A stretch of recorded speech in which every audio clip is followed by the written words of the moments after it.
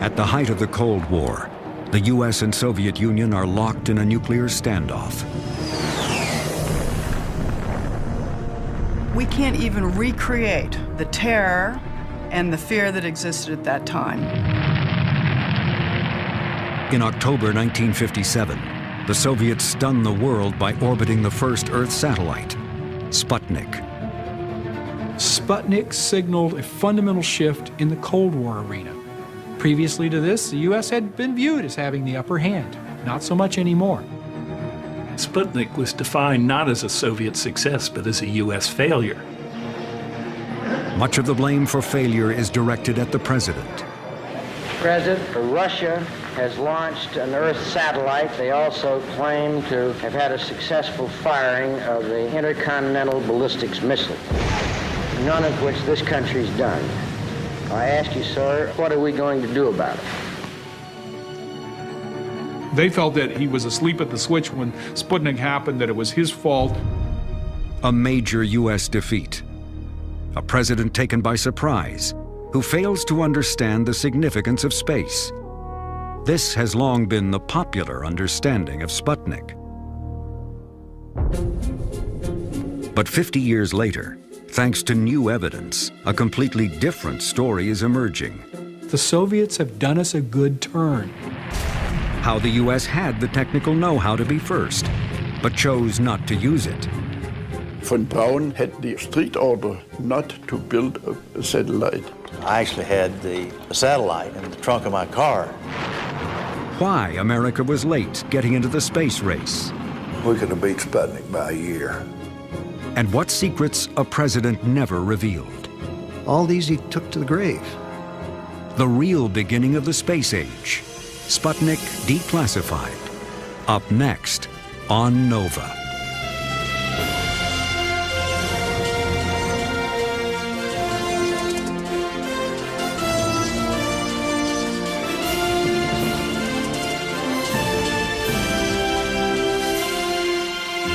Major funding for NOVA is provided by the following.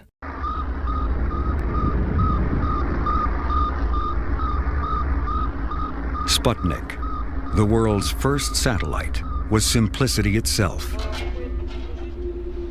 An aluminum sphere 23 inches across, polished to reflect sunlight. Inside, a battery pack and basic radio, sending out a repeating pulse. It saw nothing and heard nothing. All it did was coast and beep. Its batteries died after 3 weeks. After 3 months, it fell back into the atmosphere, burned up, and was gone.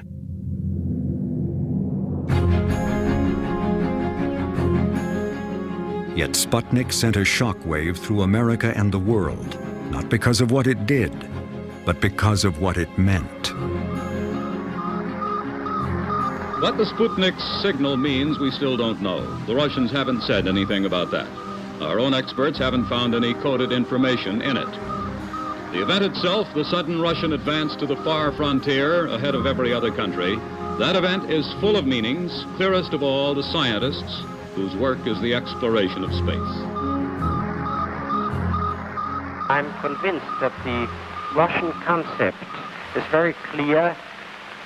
They consider the control of space around the Earth very much like, shall we say, the great maritime powers considered the control of the seas in the 16th to the 18th century. And they say if we want to control this planet, we have to control the space around it. Americans everywhere viewed Sputnik as a demonstration of Soviet prowess in rocketry that could bring, death from the skies, intercontinental ballistic missiles into this country. Americans are accustomed to being first in scientific and technical achievements. The triumph of Sputnik by our Cold War enemy is an unexpected setback. Within 3 weeks, the Dow Jones average drops 10%. The shockwave that begins in October 1957 reverberates through American society. Before it's over, the fallout from Sputnik will transform a German engineer who worked for Adolf Hitler into an American folk hero, Wernher von Braun. None of which this country's done. The Sputnik fallout will also undermine perceptions of a respected general and popular president, Dwight Eisenhower. The man who is president when Sputnik is launched has spent his entire adult life in the military. The peak of Eisenhower's career is leading the victory over Nazi Germany in World War II. Of the United States. So help you God. So help me God. We stand ready to engage with any and all others. Now, as president, facing the Soviet Union in the Cold War, Eisenhower's greatest fear is a surprise attack on the American homeland, a nightmare burned into his soul by his generation's 9/11, Pearl Harbor. This was a deep memory of being caught by surprise, being caught unprepared, and you then put that in the context of the early 1950s when Eisenhower came into office, and seemed like there was a real danger that the United States could be confronted with a nuclear Pearl Harbor. He didn't believe that you could survive a nuclear war. I think that the general feeling was that there wouldn't be a chance of getting out of it. What Eisenhower most wants is information about the enemy's forces. Early in 1954, he authorizes illegal military overflights to photograph the Soviet Union. This was a major presidential decision. These peacetime overflights of the Soviet Union were very risky. First of all, because these aircraft could not operate at altitudes above Soviet air defenses. March 1954. American fighters photograph Soviet air bases near Vladivostok. In April, American planes again enter Soviet airspace. But in May, Eisenhower's strategy backfires. An American bomber flies into Russia and is attacked by Soviet fighters.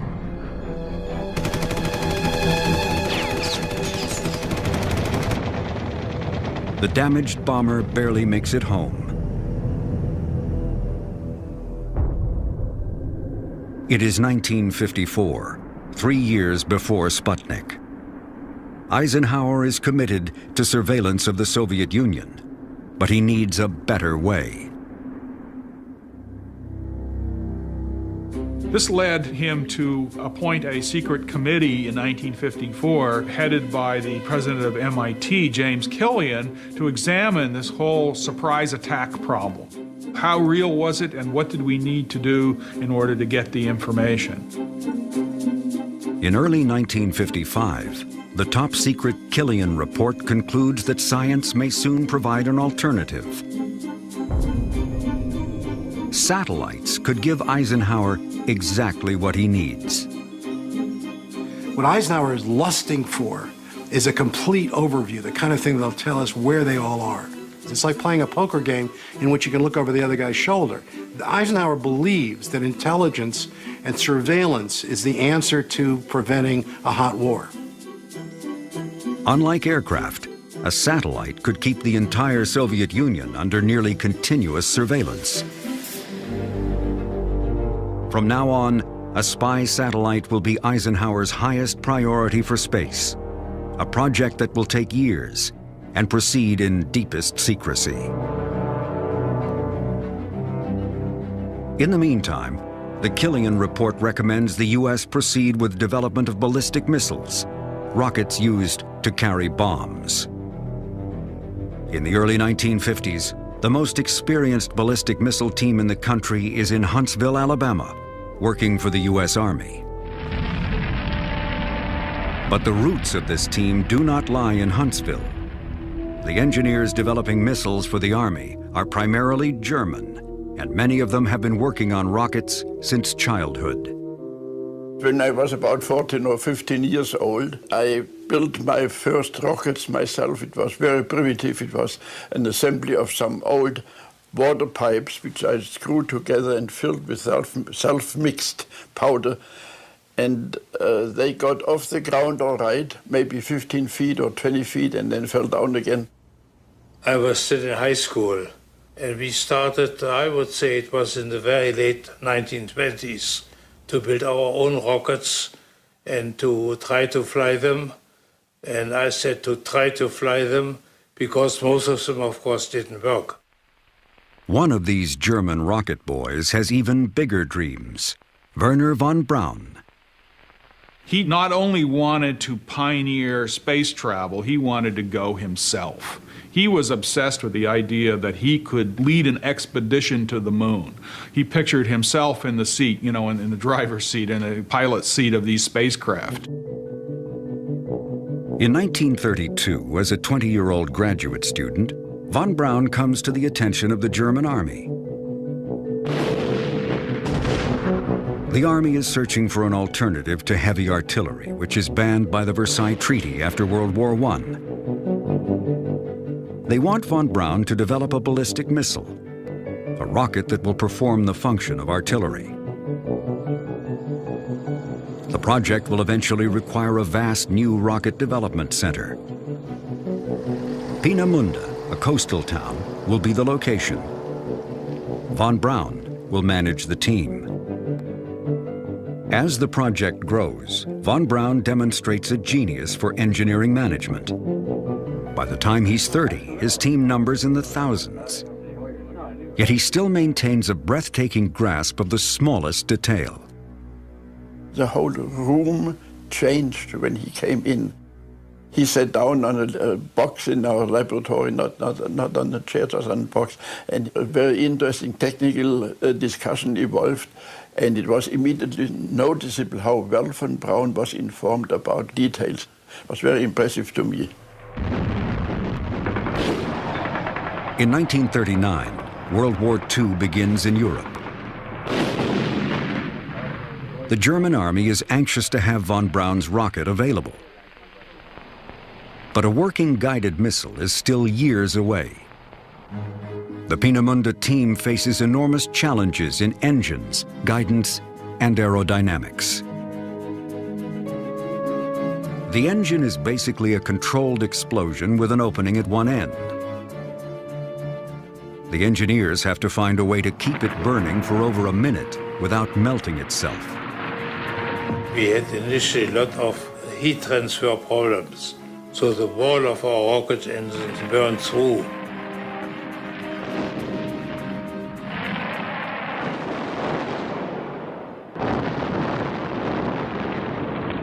But von Braun pointed out that it is good to have failure. In that case, you really learn something. If everything goes the way you had planned it, you haven't really learned anything. So he was not really discouraged when we had in Peenemünde mishaps, and we of course had many of them. Eventually, von Braun's team learns to cool the engine by circulating fuel around the motor on its way to being burned, and letting a small amount of fuel trickle down the walls of the chamber, creating an insulating film. There are also aerodynamic questions. No one is sure what will happen when the rocket exceeds the speed of sound. To get answers, the engineers build a cutting-edge supersonic wind tunnel. The biggest problem is guidance, getting the rocket to steer itself.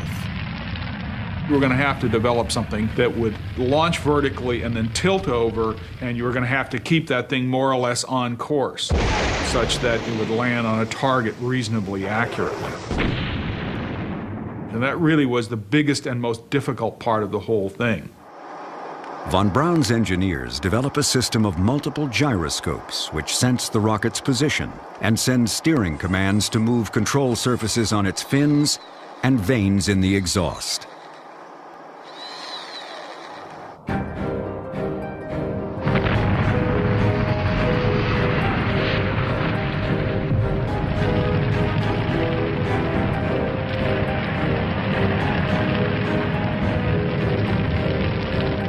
By 1944, Wernher von Braun's team has conquered every technical obstacle, creating the first reliable, practical rocket, named the A-4, a vehicle that reaches the very edge of space.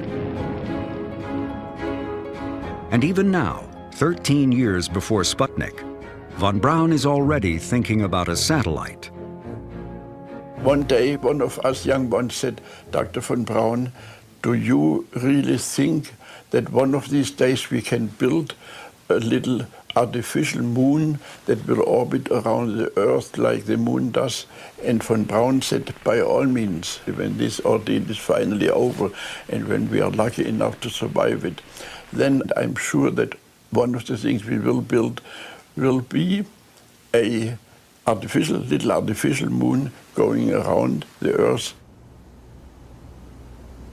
But for now, satellites and space travel take a back seat to the war, which is going badly for Germany. The Hitler government renames von Braun's A-4, christening it the V-2. The V in the V-2 was the German word for vengeance. And these were targeted at civilians. It was meant to create terror and panic among a civilian population. In September 1944, the first V-2s are fired at London, Paris, and Antwerp.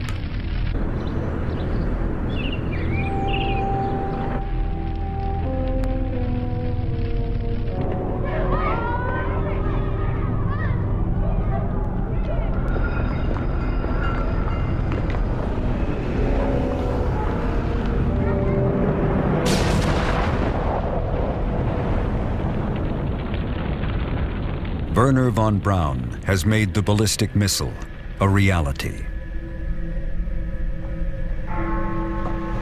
By the end of the war, 3,200 V-2s have been launched, killing roughly 5,000 people. But the true toll of the V-2 is far higher. To mass produce the rockets, the German SS used workers taken from concentration camps. The slave laborers worked in horrendous conditions, a fact which cannot have escaped von Braun's purview. Dozens of people were dying every day from starvation, from disease, from beatings and executions, and von Braun was in that plant several times. So he was confronted very directly with the horrifying and murderous conditions of the concentration camp workers. In the end, the V-2 is an ineffective weapon for Germany. It completely fails to terrorize the Allies. It is also a weapon unique in world history, in that more people die producing it, 20,000 workers, than from being hit by it. However, the strategic significance of von Braun's creation is what it means for the future. British, Americans, and Soviets all want Wernher von Braun's team. 6 days before the war ends, von Braun, his arm broken in a car accident, surrenders to the Americans. At the end of World War II, he moved his whole team from the northeast of Germany near Peenemünde to Bavaria in the closing weeks of the war so he could surrender to the United States. He told the officer that interrogated him after his surrender, "The U.S. will let me go to Mars." He knew very well that he did not want to operate under Soviet control and chose to associate himself with the United States. Von Braun and roughly 100 German engineers are put to work on rockets for the U.S. Army. First in Texas, then in 1950 in Huntsville, Alabama.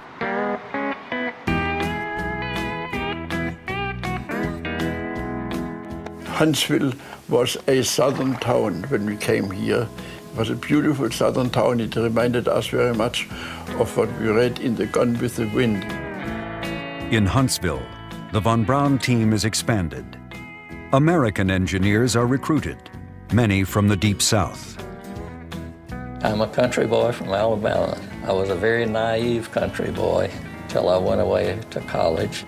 I was doing farm work I picked a lot of cotton, and I, of course, hoed corn and chopped cotton. There was a lot of us around who had been farm boys, and we'd gone off to school on the GI Bill and got an education, and we wanted to use that education. So it was a real honor to join that team. The von Braun team is charged with building a second-generation V-2 called the Redstone, designed to carry a nuclear bomb 200 miles. But even as he works on a weapon for the Army, von Braun's dreams of satellites and exploring space are never far from mind. The notion of an Earth satellite really was pervasive in terms of listening and talking and being and working with the German group that was here. There's never any doubt in my mind but what Wernher von Braun's vision was Earth satellite. But you can't put up a satellite without a rocket. And the rocket has to be able to reach a minimum speed called orbital velocity, something the Redstone cannot do. The Redstone rocket was a single-stage missile, and orbital velocity was difficult to achieve with very much weight back in those days. We didn't have a booster that would do it. The concept of orbital velocity was developed by Isaac Newton in the 17th century. Newton figured out what would happen if a cannon fired a projectile from a mountaintop. Each time it fires with more power, the cannonball goes faster and lands farther away. Eventually, the point of landing is affected by the curvature of the Earth. If the cannonball is propelled fast enough, it never lands at all. As it falls, the Earth curves away beneath it. Gravity keeps it falling, inertia keeps it moving. The cannonball is in orbit.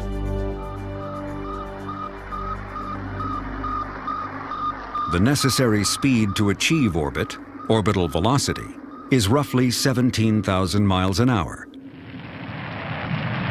The top speed of the Redstone is only 4,000 miles an hour, not nearly fast enough to reach orbit. But Wernher von Braun has an idea. In 1952, the von Braun and I met in a corridor, and in passing, von Braun said to me, "Ernst, with the Redstone we could do it." I said, "Do what?" And he said, "Launch a satellite, of course. Can't you see?" And of course I could see immediately. And then von Braun, in the corridor, with his fingers over the no paper and no pencil, he drew into this air his plan. Von Braun's plan is to add stages, additional rockets, stacked on top of the Redstone. They're a way to get more velocity.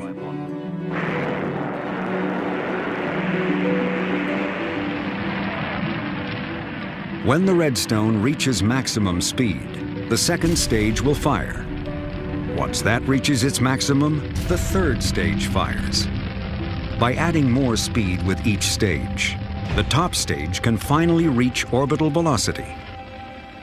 This small rocket at the very top is actually the satellite. As the Huntsville team works on the Redstone, von Braun promotes not only his vision of an eventual satellite, but also his larger dream of space exploration. Wernher von Braun was a brilliant popularizer. I don't think there's any question about that. He was able to take his concepts and sell them both to people who could help him, and he was able to sell it in the United States to the public. He did so with the famous Hayden Planetarium Symposium that took place in 1952, as well as a series of articles in Collier's magazine. Those made him a household name.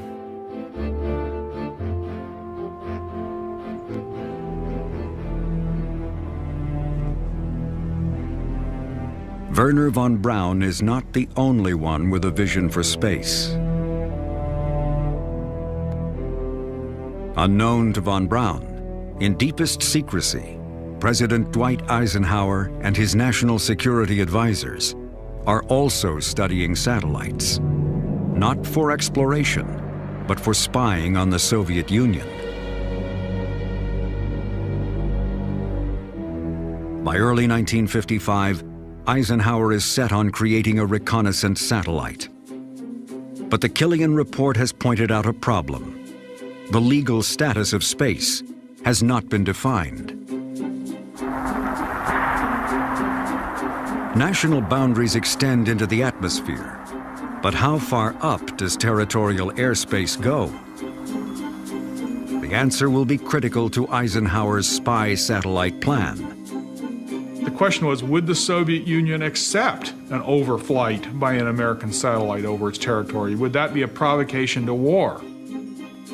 We needed to prove that airspace stopped at the top of the atmosphere, that space was in fact a different environment in which there were no limits, which many international lawyers had already been arguing. What Eisenhower will do is orbit a small satellite now to set the legal precedent of freedom of space. You not only have to make the argument from a theoretical perspective, but you have to establish it with some practical application. And launching a satellite into Earth orbit where it would overfly all the various nations associated with its flight path, and they're not protesting that, would mean that it would help to establish a precedent. In May 1955, the policy is officially adopted. To establish freedom of space, America will proceed with a scientific satellite, and Eisenhower will emphasize the peaceful purposes of the project. The National Security Council suggests the best way to do that is through the International Geophysical Year, IGY, which is scheduled to run from 1957 through 1958. There was this thing developed called the International Geophysical Year that was going to do coordinated international measurements of everything about the Earth.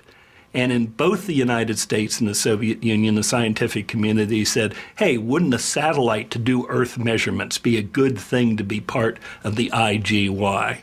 The idea of the scientific satellite was already out there, but here was a perfect argument for a covert reason to support it on the part of the Eisenhower administration to establish the principle of freedom of space. July 1st marks the beginning of one of the great scientific adventures of our time, the International Geophysical Year.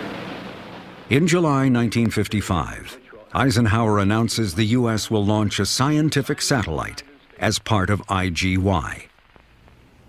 Within days, the Soviet Union announces it too will launch a scientific satellite during IGY. It is the summer of 1955, 2 years before Sputnik. The Soviets and Americans have both announced plans for IGY scientific satellites. President Eisenhower's secret agenda for space is underway.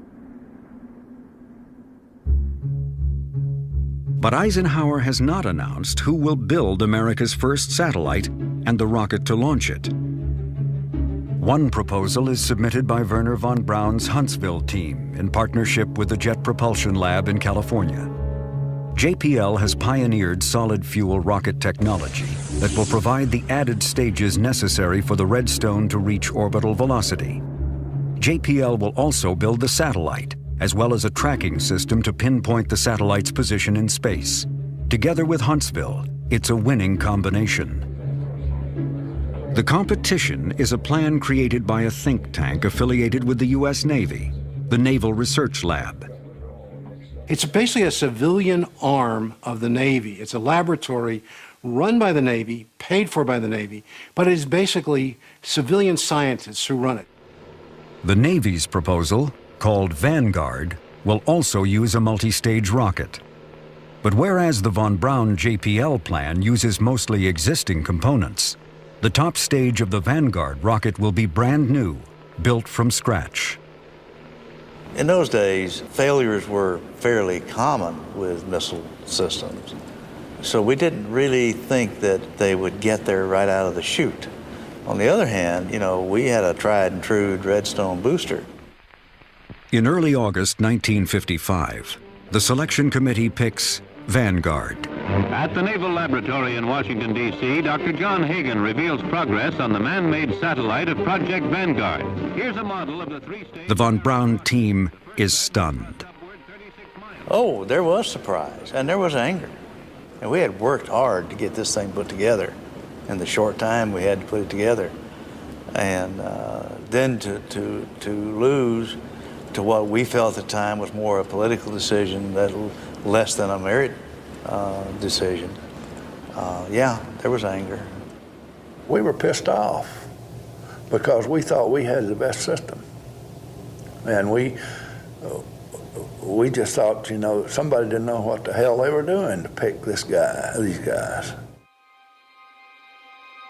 The decision to select Vanguard, made in secret, remains controversial to this day.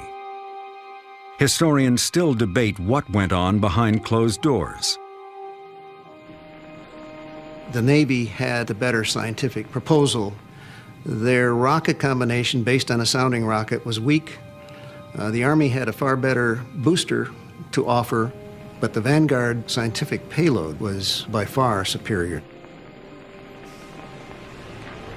Ironically, the fact that Vanguard would use a new, unproven rocket may have worked in its favor, because it was a scientific research rocket, not a military weapons carrier, a missile. Eisenhower's first priority was to create a precedent that you could fly satellites over another country's territory, and so we adopted a policy of not having a launch vehicle that was also a weapons carrier. Others suspect different factors may have been at work.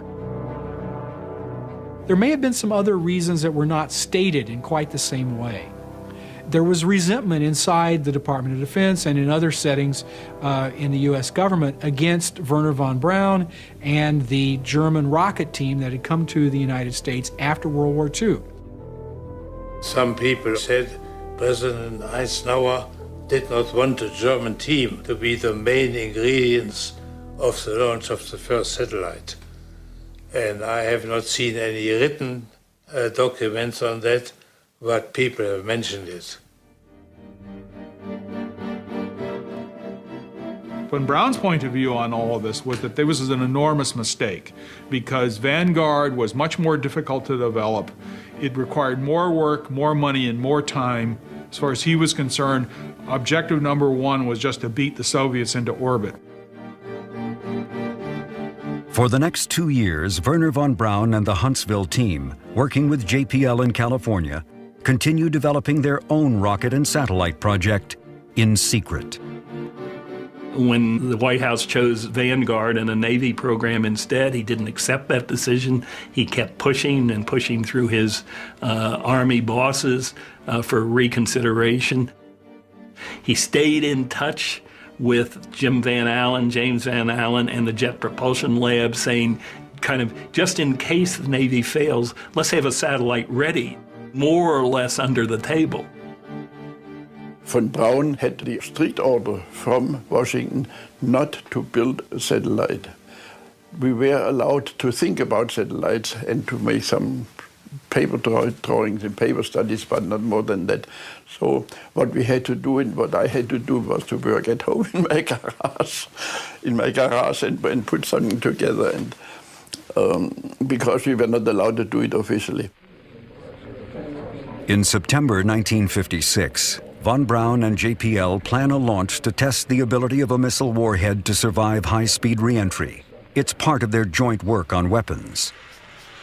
But the test uses the same redstone with added stages that they had proposed for their satellite plan, causing some concern that perhaps von Braun may be planning to disregard orders.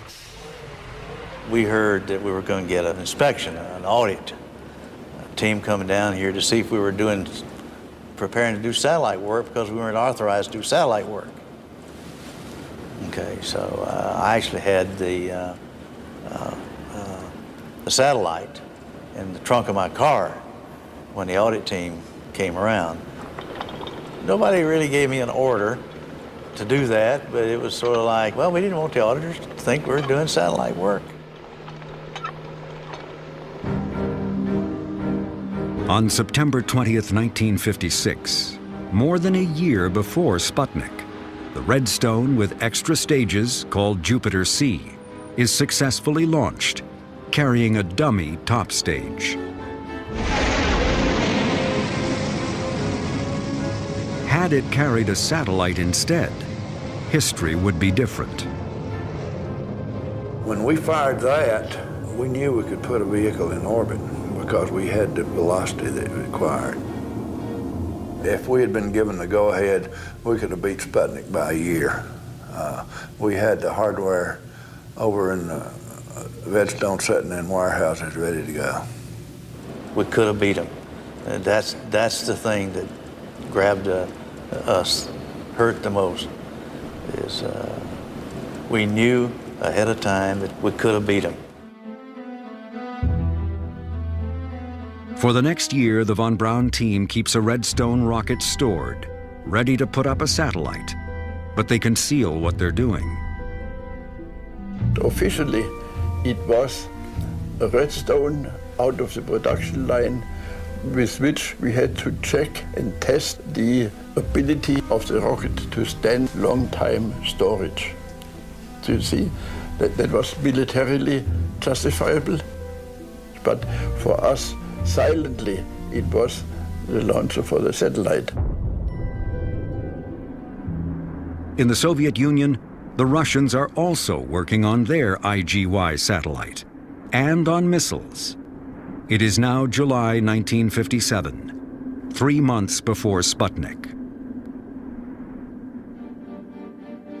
On July 5th, CIA Director Allen Dulles warns the administration that the Soviets are probably capable of launching a satellite soon.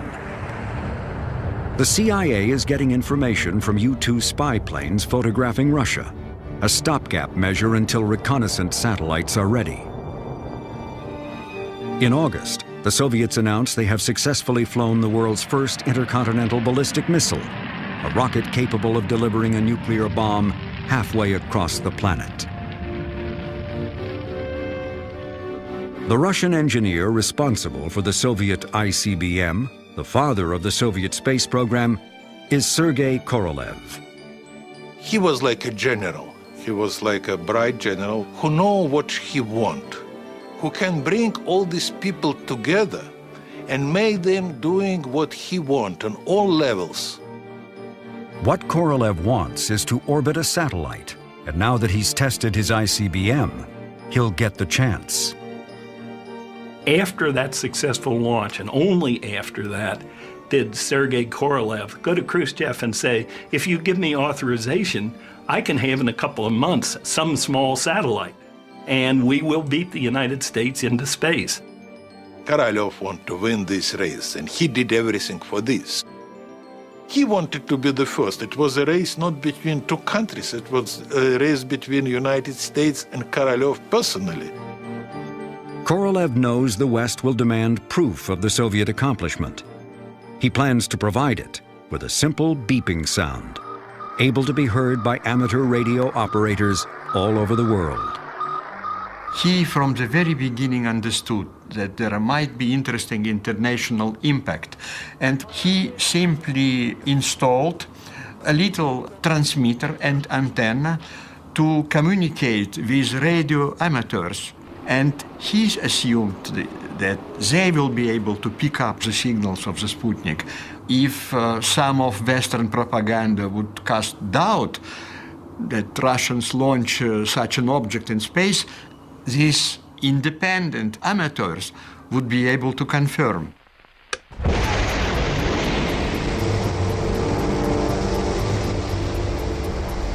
On October 4th, 1957, Korolev's plan is set in motion.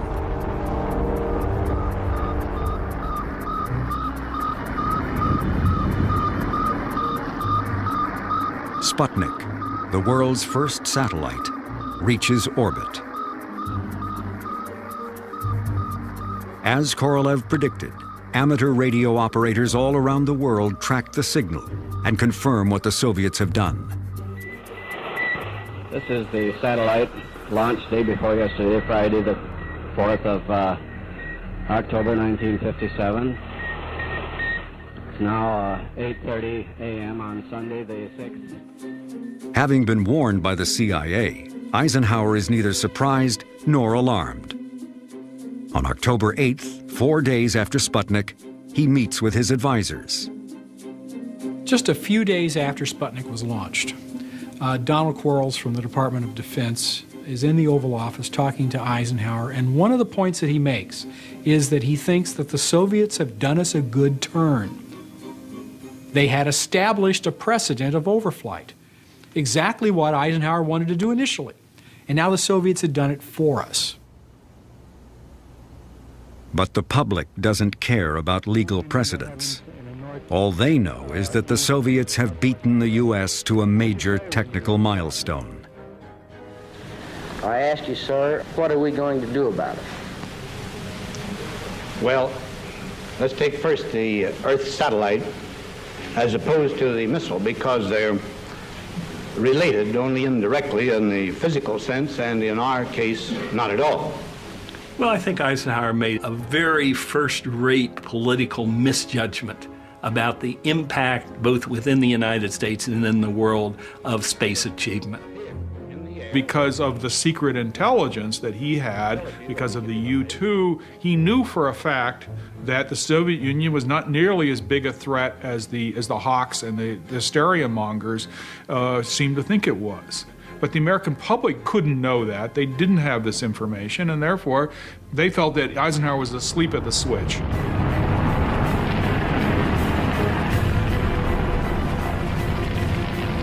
Four weeks later, a second Russian satellite, Sputnik 2, carrying a live dog. The strong public reaction forces the administration's hand. Now the von Braun JPL team gets permission to try and launch their satellite, named Explorer. Von Braun promises to get it done by the end of January. We were told, whatever component you have on the bird, it better be the best you can do. So it was a mad scramble. People were taking parts off and putting new ones on and all kinds of things like that. So there was a lot of pressure to be sure that that bird was as well as we could get it and ready for launch. At the same time, the Vanguard team is also under pressure, preparing to launch their satellite. They were working all night long. I'd leave at night and they were still working. I'd come in the morning, they were still working. I learned a valuable lesson there. If you work people long hours, they'll make mistakes. 3, 2, 1, 0, ignition.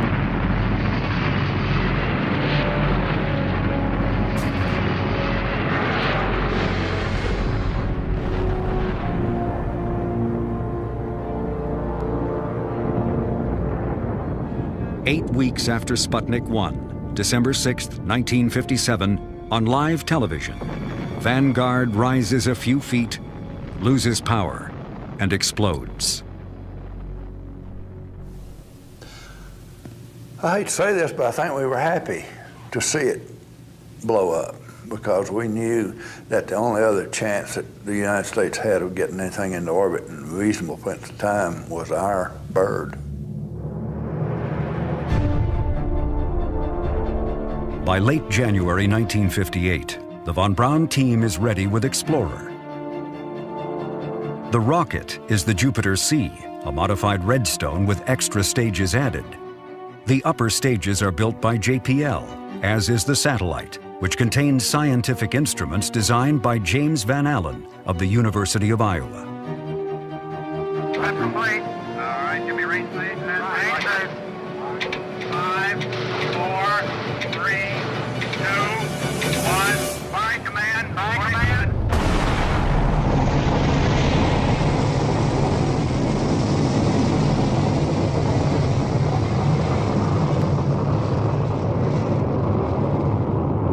Shortly before midnight on January 31st, 1958, the Jupiter C lifts off, carrying the Explorer satellite.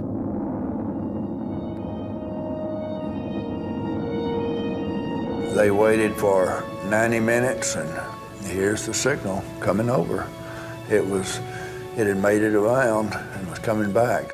Once we heard it was just jumping up and down, pop the corks time, and it's hard to describe the feeling. 4 months after Sputnik, America has its own satellite in orbit.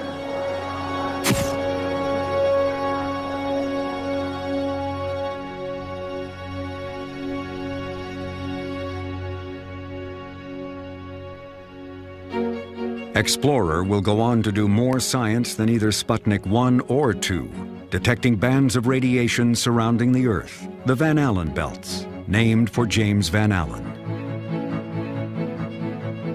With Explorer, the U.S. has entered what comes to be known as the space race, a competition Dwight Eisenhower didn't believe in.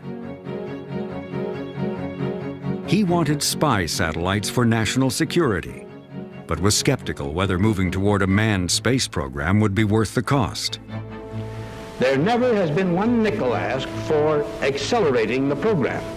Never has it been considered as a race, merely an engagement. I think he just felt that it was most important to make sure that the United States embarked on a sensible, cost-effective program. He never believed in space spectaculars. He always thought it was important, to move meticulously forward. But the public and the media saw things differently. Once the Soviet Union declared that its space success was an indication of the superiority of the communist way of life, the United States had little chance but to say, well, we can do it better. Now, Eisenhower resisted that pretty strongly, but he was fighting a losing battle. In 1958, Eisenhower creates a new civilian agency to run America's space program, NASA. Federal funding for American science and education is also increased to better compete with the Russians. In March 1958, Project Vanguard tries again.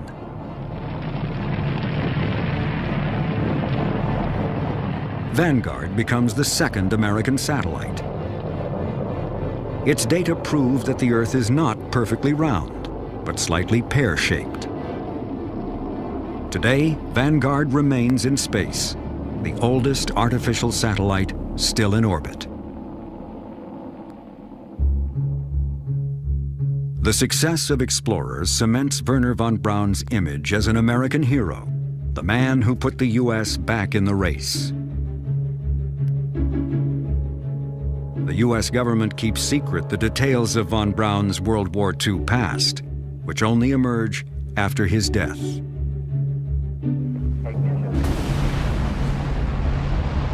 Von Braun's greatest legacy is not the V-2 or Explorer.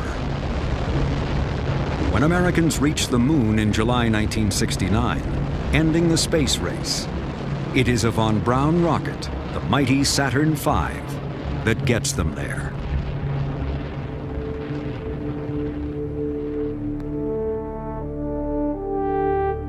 Dwight Eisenhower's space legacy remains largely unknown. Just before he leaves office in 1960, the spy satellite he wanted, codenamed Corona, finally becomes reality. Corona begins a revolution in American intelligence gathering. The first batch of film, first 20 pounds of film back from Corona in 1960 have more information on them, that one first load of film, than all of the U-2 fights combined. Just as Eisenhower hoped, reconnaissance satellites proved to be a bonanza, not only for him, but for every president who follows. What he hands off to the presidents that come after him is an amazing amount of information. We know, when we go to arms limitation talks, SALT talks, all the sort of talks we would go to with the Russians face to face, we know exactly where everything was because of these satellites. And they become our trump card. For the rest of his life, Dwight Eisenhower never discloses his role in creating one of America's most valuable intelligence tools. If you read Eisenhower's memoirs, the Corona satellite program and the other intelligence satellite programs he had approved, all these he took to the grave. He and his advisors didn't say a word. The popular understanding of Eisenhower in the late 50s was he was this nice old grandfather who played golf, and other people were running the administration. And of course, we now know, in fact, that he was very much in command of what was going on behind the scenes, that he was paying very close attention to secret intelligence, but that he preferred to keep his hand in this rather hidden. For people born after Sputnik, its legacy is technology. Turning now to the weather. If you have any Satellite weather forecasts, cell phones, GPS and personal computers.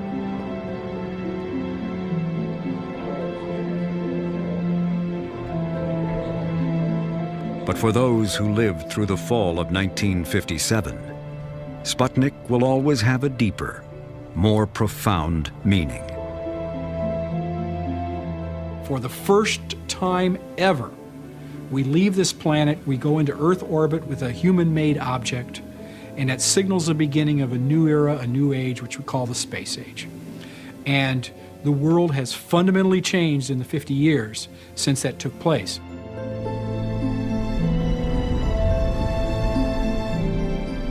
I was in college at that time, and outside my dorm one evening at sunset, and I looked at that in awe, thinking that man made this.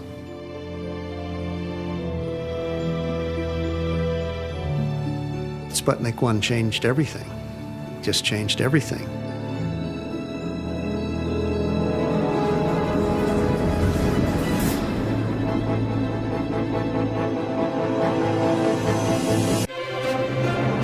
On Nova's Sputnik Declassified website, explore a timeline of the space race, assemble a virtual V2 rocket, see how scientists are using satellites today, and more. Find it on pbs.org.